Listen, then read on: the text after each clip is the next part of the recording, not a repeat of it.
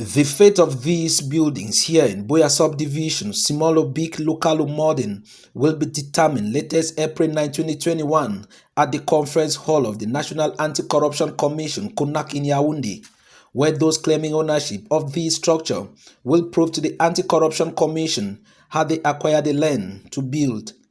There are a total of 14 sites with approximately 8,000 plus houses already planted on them.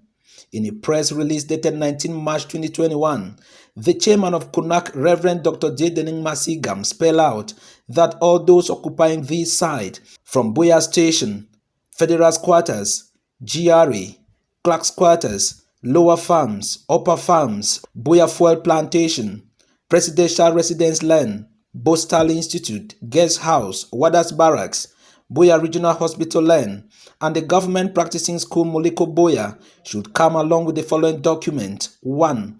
Attribution Act of the land, 2. Land Certificate, 3. Building Permit, and 4. Receipt of the payment of a transaction through auction sales or by private treaty at the Divisional Land Revenue Collector of Fako Division. Personally, I've addressed at least 90% of my petitions to government about land grabbing in Fako. I've copied CONAC.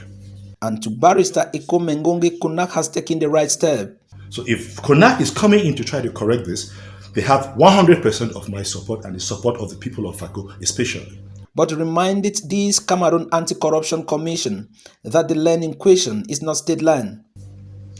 There has been a mistaken impression all along, especially in Fako, that all land in Fako is state land. That is false. I can tell you that as far as 1959, the British government was paying rents to the Joint Council, Bakri Council of Victoria and Boya Council, which consisted Manga Williams and Chief Gevash Osendeli. They're paying rents over all the lands that were occupied by government. I'm talking about the GRA, the class quarters, the federal quarter. I don't know if it existed then. We had all these government station buildings. The British government used to pay rents to the traditional council on this land. Do you know why? Because it was not owned by the government. In fact, there was no Cameroon government as we know it today before 1961. So who owned this land before then? So let us be clear, the government doesn't own land in Fako except land that it has legally expropriated. And the process of expropriation requires the government to pay compensation to the owners of the land. The owners of the land existed here before the government of Cameroon came into being. This legal mind also said the Cameroon government still has a window of opportunity to right the wrongs before things spill out. A horrible conflict brewing in the making.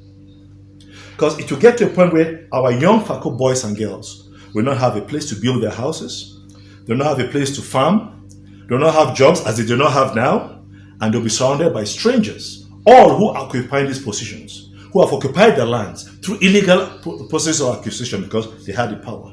And there'll be very serious conflict in the brewing.